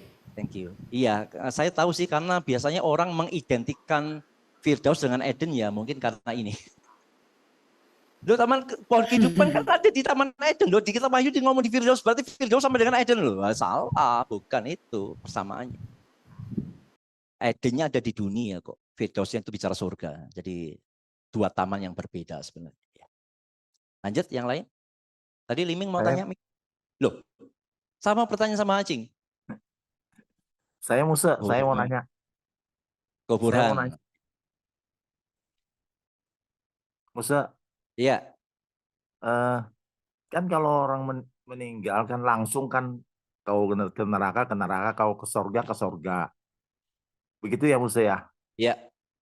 Nah, terus kalau Yesus itu pada pengakuan iman Rasul itu dia bilang pada hari yang ketiga dia baru bangkit. Iya. Udah kontradiksi kan ini Musa? Kenapa kontradisinya di mana? Loh, dia kan hari ketiga baru bangkit. Ya, Jadi yang Berarti bangkit kan apanya? tubuhnya, tapi ini kan dia naik ke Ya. surga Hah? pada yang keenam kan, dia naik ke surga, duduk di sebelah. Berarti setelah hari ketiga dia baru naik ke surga. Jadi sebelum hari ketiga dia di mana? Oh ya itu, saya mau nanya itu. Nah, dia kan ngomong kepada penjahat di sebelahnya kan, hari ini juga engkau ada bersama aku di mana? Di Firdaus, Iya, Firdaus adalah sur. surga. Iya, berarti Yesus ada di mana setelah meninggal? Oh begitu ya. Iya. Rohnya langsung ke surga. Nanti pada hari yang ketiga baru dia bangkit dengan tubuh kemuliaannya itu keburuhan ya. Oh ya ya. Oke. Iya. Yuk, Oke. makasih. Ya, makasih. Musa, Ya, Pak Yanto. mungkin perlu diperjelas lagi. Kan seringkali orang yang baru percaya, seringkali kan terganggu, dimimpin, kamu jadi Kristen itu, jadi aku nggak bisa makan, dimimpin yang meninggal. Bisa mimpi kalau apa-apa mereka sulit itu. Nah, seperti yang kita percaya bahwa orang yang percaya kan langsung ke surga, ya kan? Atau yang nggak percaya ke neraka. Nah, orang yang sudah percaya nggak bakalan balik untuk memberikan, orang yang sudah meninggal nggak mungkin balik untuk menjelaskan ini. Nah, mungkin ini perlu diperjelas lagi, Musa, karena ini kan berhubungan dengan kepercayaan. Kalau kita melihat kepercayaan di orang Tionghoa ini kan sangat bagus ya, mempercayai adanya kehidupan yang akan datang. Tapi kehidupan yang akan datang dengan budaya yang seperti agama kuno. Nah, sekarang di dalam kekristenan itu seperti apa? Jadi ini sesuatu yang baik, mempercayai ada kehidupan yang akan datang. Nah, kehidupan yang akan datang ini kan di dalam kekristenan itu seperti itu. Nah, penjelasannya Musa biar mereka semakin memahami begitu. Oke, terima kasih. Jadi inilah tujuan kita belajar malam hari ini ya. Salah satunya adalah supaya kita tidak lagi terganggu dan ragu berkenaan dengan fenomena atau cerita-cerita orang yang baru percaya atau bahkan orang yang sudah percaya lama lalu mendapat mimpi apakah dari orang tuanya atau siapapun begitu ya. Yang kemudian mereka ragu, waduh berarti aku salah jadi Kristen. Justru dengan belajar malam hari ini kita mesti kuat dalam pemahaman ini. Yang percaya waktu meninggal dia langsung ke surga dan tidak mungkin bolak-balik ke dunia. Yang tidak percaya langsung ke neraka dan tidak mungkin balik lagi ke dunia. Sehingga ketika kita mengalami mimpi-mimpi semacam itu, yang pertama, hidup kita tidak boleh digerakkan oleh mimpi. Hidup kita tidak boleh digerakkan oleh mimpi. Sama sekali tidak. Memang dalam perjanjian lama Allah sering bicara melalui mimpi, tapi tidak dengan zaman kita. Di zaman kita Allah akan banyak banget bicara dengan Alkitab kita, dengan firman Tuhan. Meskipun masih memungkinkan dengan mimpi, tapi itu akan sangat-sangat jarang sekali. Jadi tidak boleh hidup kita dipengaruhi atau digerakkan oleh mimpi. Waduh, semalam aku mimpi ini, kira-kira apa artinya ya? Aku mimpi digigit ular, apa artinya ya? Aku mimpi ini, wah cari di kitab apa? Tidak begitu. Yang kedua, kita tidak usah terusik dengan mimpi-mimpi yang menggoncangkan iman. Apalagi tentang kepercayaan kita sebagai orang Kristen ya. Mimpi ditarangin orang tua, menegur kita kenapa jadi Kristen, segala macam. Yakinlah bahwa yang datang di dalam mimpimu itu bukan lagi arwah orang mati. Sekali lagi ya, yakinlah bahwa yang datang dalam mimpimu ataupun dengan secara audio ya, dengan pendengaran atau mungkin bahkan visual itu bukanlah arwah orang mati. Itu pasti setan. Itu pasti setan. Apalagi untuk menggoncangkan iman. Itu harus menjadi keyakinan pribadi kita ya. Tidak mungkin arwah orang mati itu, apalagi yang tidak percaya ya, datang ke dunia lagi. Tidak mungkin. Jadi jangan pernah goncang bahwa itu yang datang adalah orang tua kita atau kakek nenek kita, tidak. Itu pasti bukan mereka. Itu pasti setan yang sedang menyamar. Karena itu nggak boleh goncang, nggak boleh terusik. Tetap percaya kepada Tuhan. Ya, hal itu pasti ada ya sebagai pekerjaan setan ya untuk dia menggoncangkan iman orang percaya. Tapi kita yang sudah tahu kebenaran ini jangan goncang. Kita yang sudah tahu kebenaran ini, kalau kita lihat ada orang yang baru percaya yang goncang, kita sampaikan kebenaran kepada mereka. Kita kuatkan iman mereka ya. Baik, ada lagi? Iya, Pak. Satu lagi, Musa, Oke, silakan Kak Yanto. yang Icikong tadi itu, tadi Musa sempat jelasin sedikit saja, biar diperjelas lagi Musa. Karena itu kan berhubungan dengan kita-kita ini juga yang banyak. Ya, betul. Mantap itu kok. Aku juga ingin tanya itu. Disupport sama Ibu Ida. Oke. Mengapa kita orang Kristen tidak diperbolehkan untuk memberikan hormat? Itu bahasanya kan hormat ya. Cuma bagi kita itu bukan sekedar hormat. Itu adalah berkenan dengan mistik penyembahan. Ya. Kepada orang mati yang ada di dalam peti jenazah. Mengapa kita tidak boleh menganggukkan kepala kita ketika teman-teman di yayasan mengajak kita berdiri lalu memberikan penghormatan? Mereka memakai kata penghormatan, tapi jelas bagi kita mengartikannya itu bukan sekedar penghormatan ya, tapi itu ada apa ya, semacam ya keyakinan mistikal di sana ya. Mengapa tidak boleh untuk menganggukkan kepala kita di depan peti jenazah itu? Karena sekali lagi ya, sangat kental dengan nuansa arwah di sana. Kalau mereka tidak mempercayai bahwa ada arwah orang mati di situ, apa benar memberikan ketundukan menghormati itu kepada dalam mayat yang sudah sekarang jadi benda saja begitu? Kan justru tidak rasional, tidak masuk akal. Justru ya sangat kental dengan kepercayaan bahwa memang ada arwahnya di situ sehingga perlu dihormati. Ya, ini cocok juga waktu di pemakaman kan? Ya dengan tadi itu ya, begitu peti masuk ke dalam kuburan, lalu anak tertua atau siapa untuk memastikan bahwa ini petinya jangan sampai nabrak begitu ya, takutnya nanti perjalanan arwahnya atau rohnya tidak lancar, kira-kira begitu kira-kira. Maka jelas yang semacam ini berkaitan dengan ajaran adanya arwah orang mati yang masih ada dalam dunia. Karena itulah kenapa orang Kristen tidak boleh menganggukkan kepala, menundukkan kepalanya di depan peti jenazah atau kepada jenazahnya. Nah, karena kita sudah percaya kok. Tidak ada lagi arwah, tidak ada lagi jiwa, tidak ada lagi roh dari orang yang mati itu di situ, tidak ada. Itu tinggal jasadnya saja. Tinggal bendanya saja, sudah mati. Mau dianggukin sampai 1000 kali, tidak mungkin bales dia. Ya sudah anggukkan, tidak mungkin gitu. Kalau dia bisa ngomong gitu, orang lari kali ya. Orang anggukan kepala, lalu dia bubuk lagi gitu ya. Ya, jadi justru karena itu ya kita menganggap itu bukan sekedar penghormatan, tapi ada kepercayaan tentang arwah-arwah yang sangat kental di sana ya. Dan kita sudah belajar tidak ada arwah orang mati. Kalau begitu apa yang kita lakukan ketika rekan-rekan kita di sana mengajak kita untuk penghormatan semacam itu? Kita cukup berdiri saja. Kita cukup berdiri saja untuk menghargai tentunya mereka. Tapi tanpa perlu menganggukkan kepala kita di depan peti jenazah.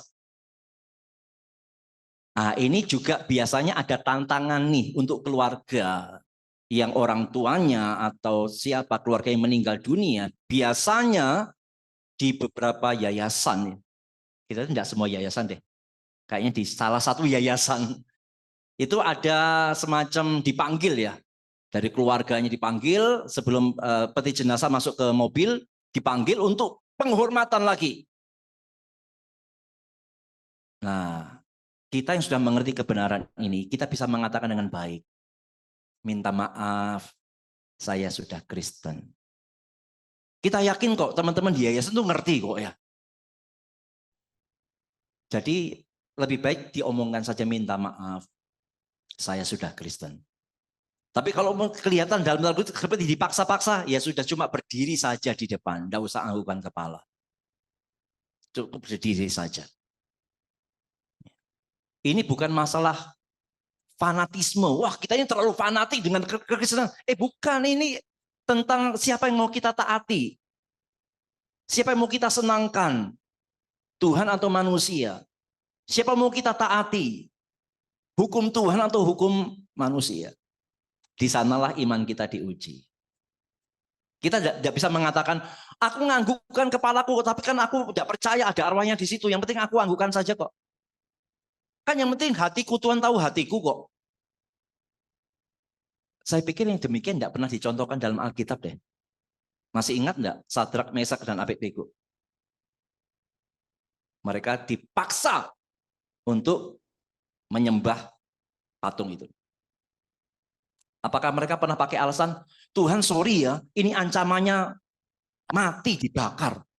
Aku bungkuk saja lah, enggak apa-apa. Yang penting Tuhan tahu hatiku kan. Hatiku kan tidak nyembah patung Tuhan, hatiku nyembah Tuhan. Pokoknya aku bungkuk, aku pikirnya nyembah Tuhan aja. Tidak pakai begitu, saudara mereka. Disitulah mereka menyatakan imannya. Tidak, kami tidak akan nyembah patung itu. Bahkan sekedar satu gerakan fisik belaka tanpa hati. Tidak. Mereka tidak pakai itu. Meskipun api ada di depan mata mereka. Di dalam hal itu kita diuji, saudara sekalian. Siapa yang mau kita senangkan? Tapi waktu kita mempertahankan iman, khususnya terhadap rekan-rekan kita di perkumpulan kedukaan, kita tetap harus menyampaikan yang benar dengan cara yang baik. Kita tidak boleh juga nolak dengan kasar ya. Tetap harus ngomong dengan baik. Sampaikan kebenaran dengan cara yang baik. Tidak perlu marah-marah, tidak perlu kasar-kasar. Sampaikan saja minta maaf.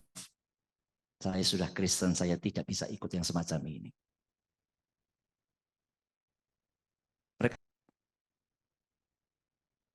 Apakah yang ada di Zoom masih ada yang menganggukkan kepalanya? Ya, kiranya bisa stop ya. Menganggukkan kepala sama yang keluarga yang masih hidup aja di sebelah peti itu, anggukan kepala ya. Karena mereka bisa merespon anggukan kepala kita. Ya, kalau di dalam peti sudah tidak bisa respon. Tidak boleh. Saya? Hah? Kalau Halo? itu orang tua kita meninggal, Musel. Halo? Siapapun juga. Siapapun juga. Kembali lagi ke kebenarannya bahwa orang tua kita yang meninggal itu rohnya sudah tidak ada di situ. Rohnya sudah tidak ada di situ. Rohnya sudah tidak ada di situ. Sekali lagi meskipun mereka ngomong ini bukan penyembahan, ini penghormatan. Loh, kita menghormati siapa? Penghormatan itu hanya ditujukan kepada apa ya, yang hidup. Jadi tidak boleh tetap ya, karena melakukan itu berarti ya kita menganggap sekali lagi ada arwah di sana. Termasuk meskipun itu orang tua kita. Kalau kita sudah percaya Tuhan, ya kita yakin bahwa roh orang tua kita tidak lagi di situ kok.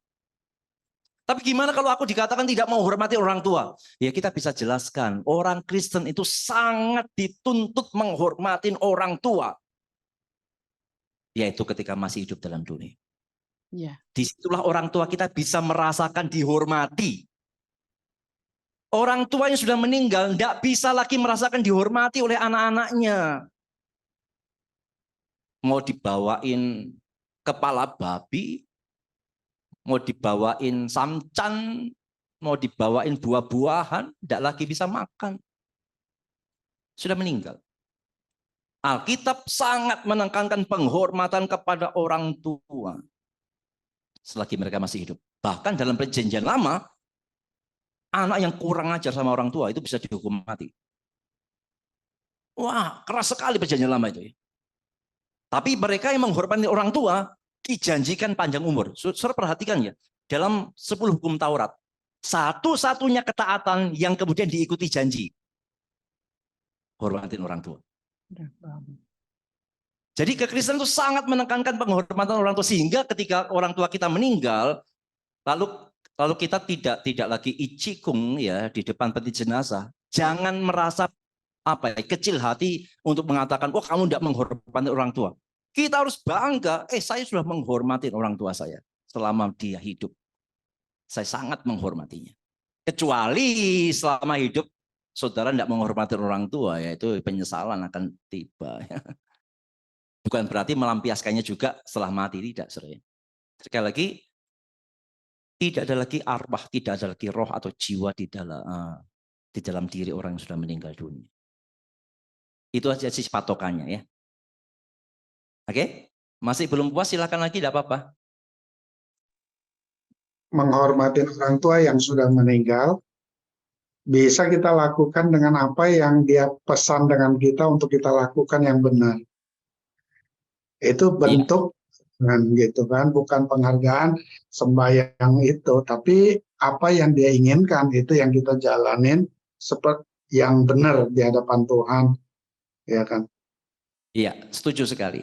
Nah, sekali nyambung begini.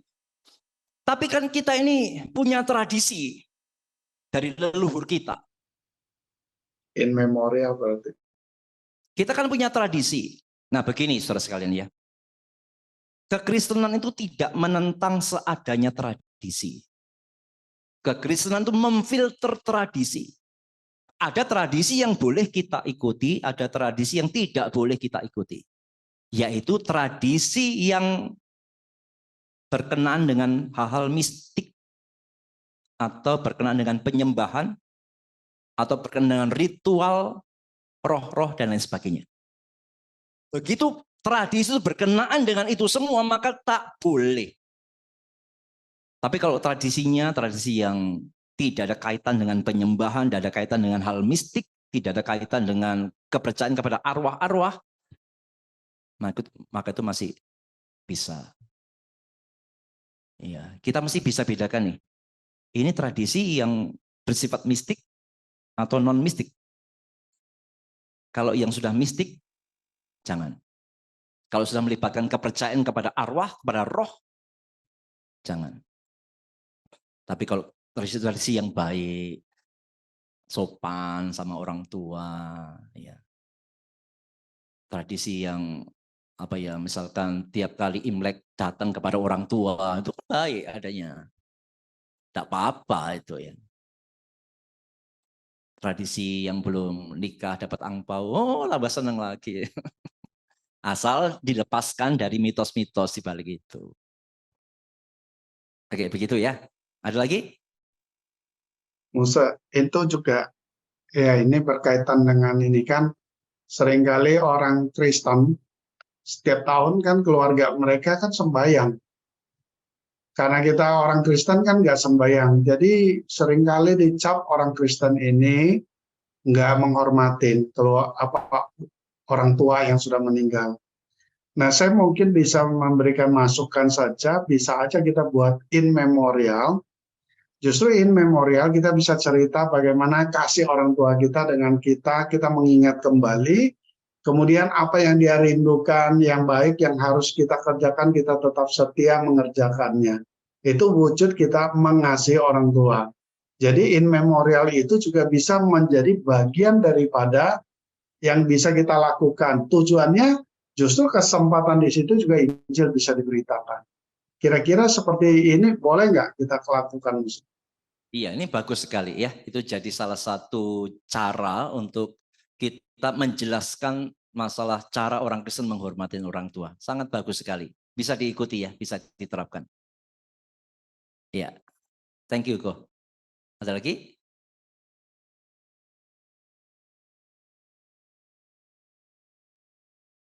Ya, kalau bicara orang mati memang panjang ya.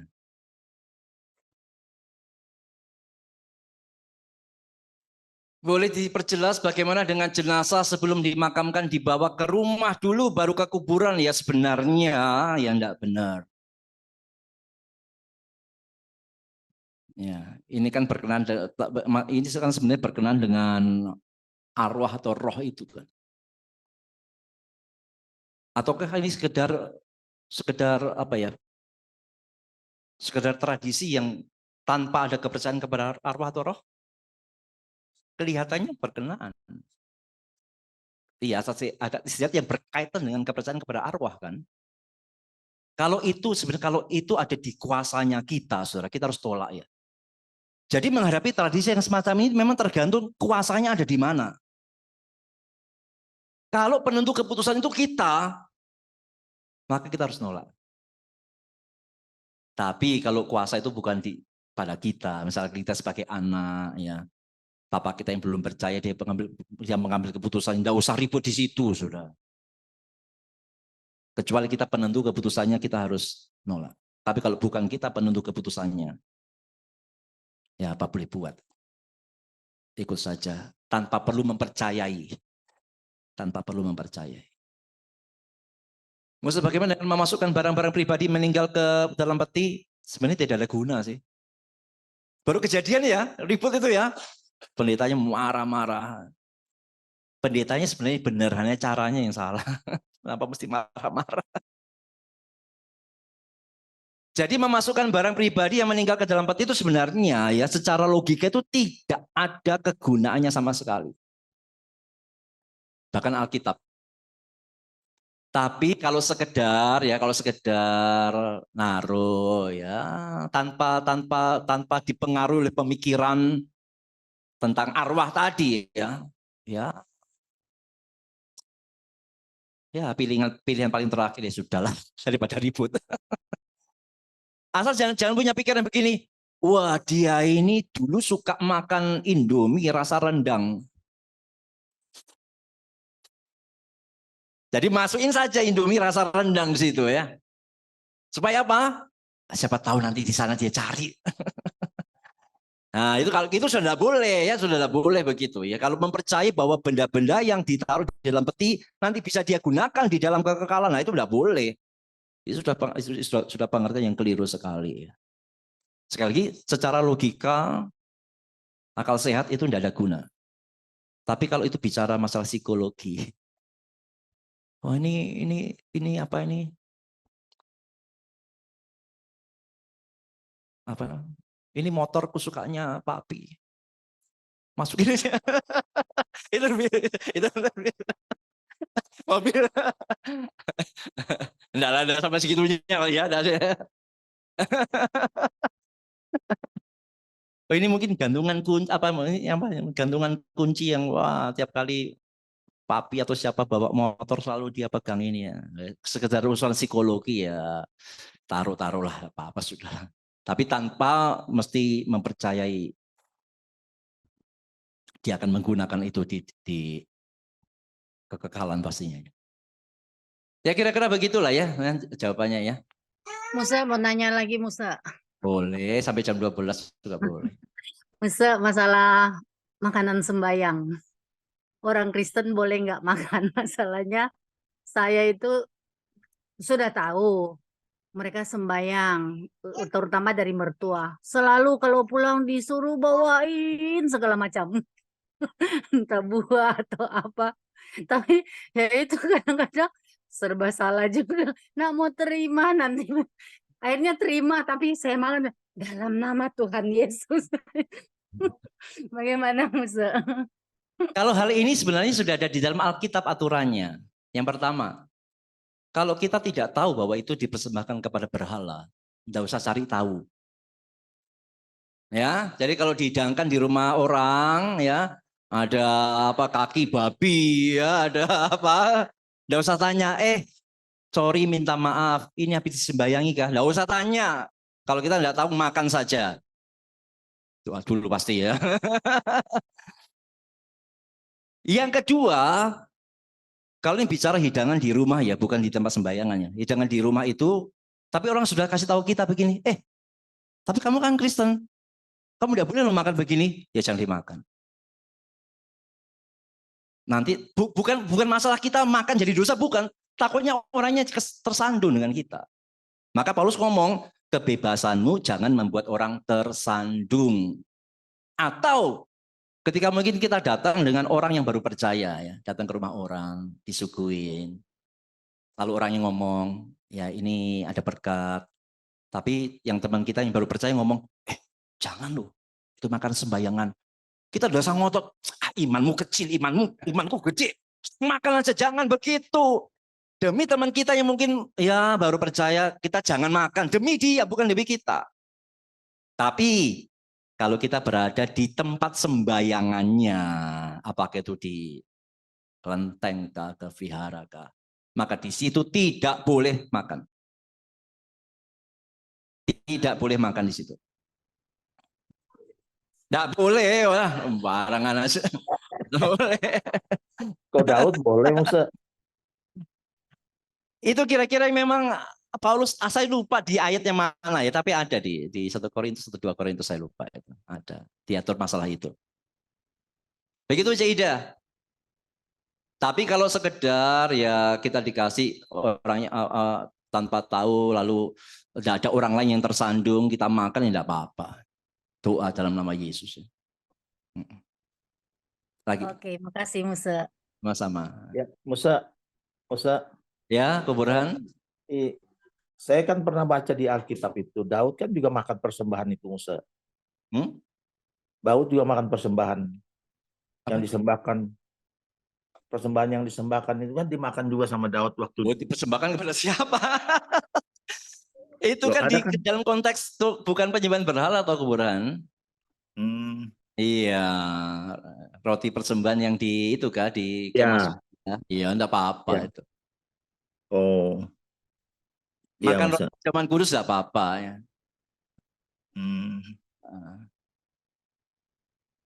Iya. Thank you. Iya.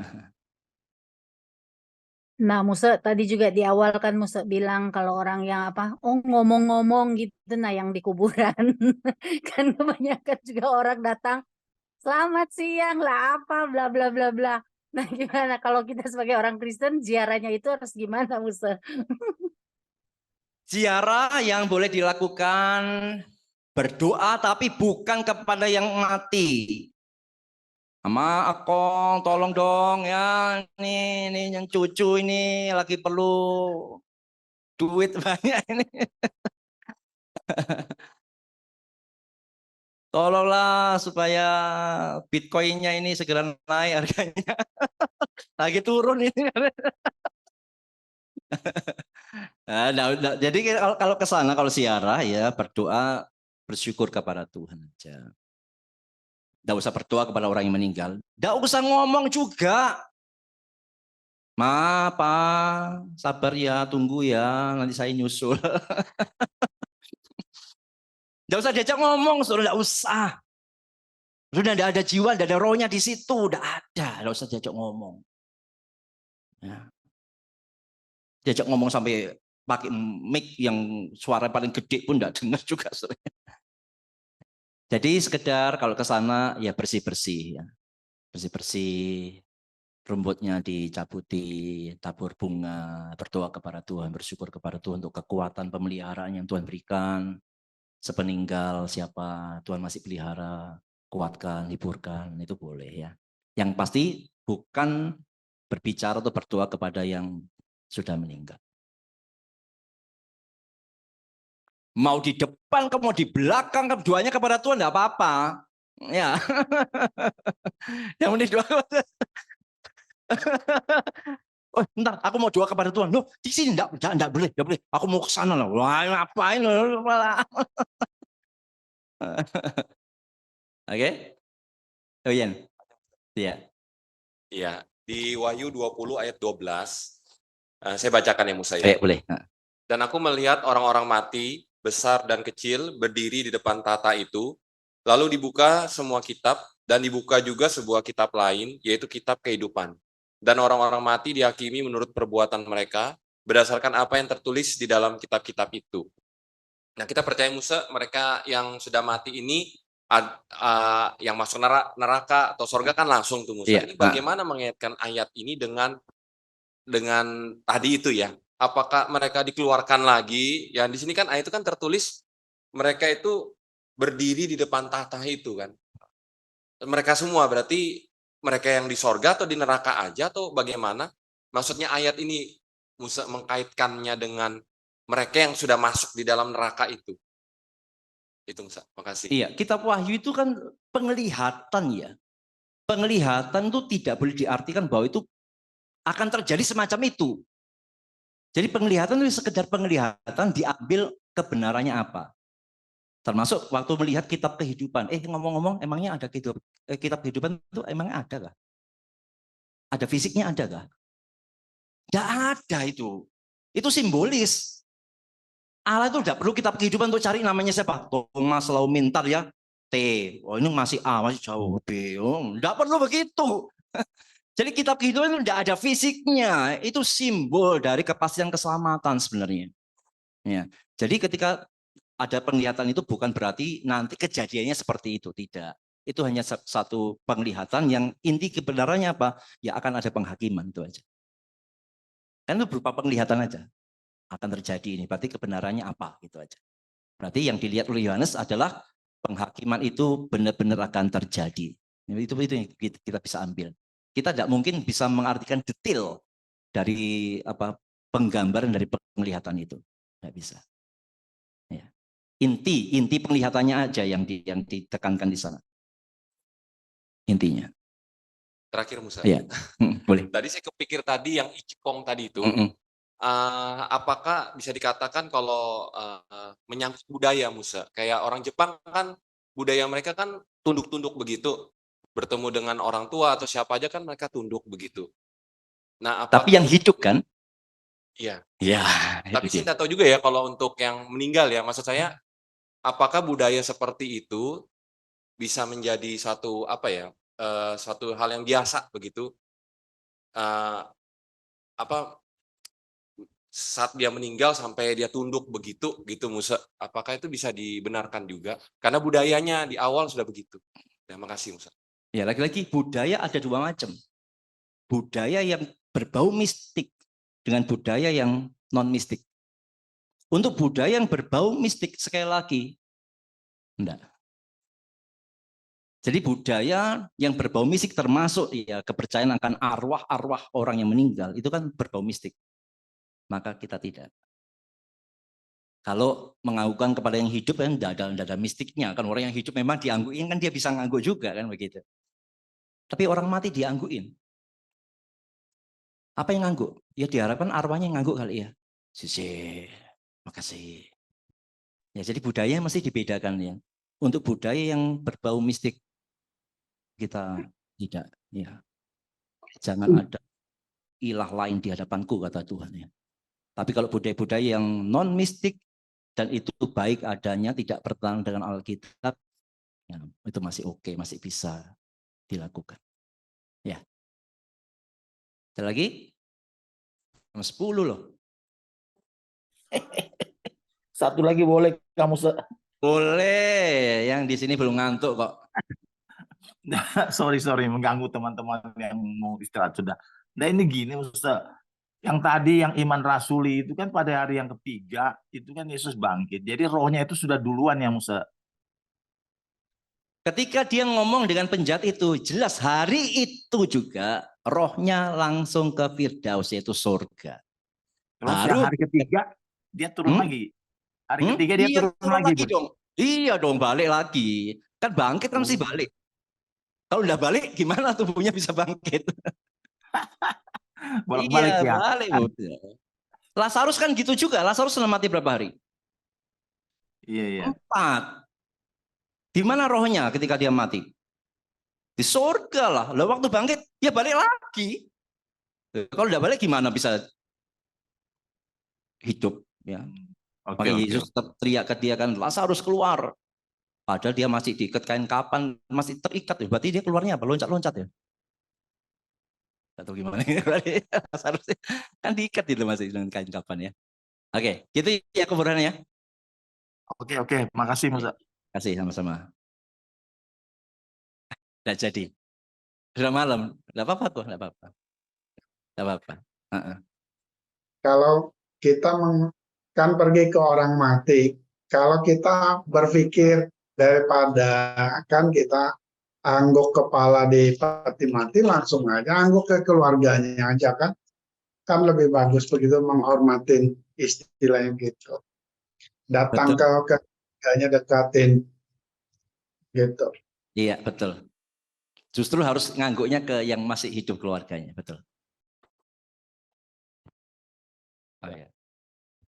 Antara sorga dan neraka. Ini di 1 Tesalonika ayat 4, Pasal 4.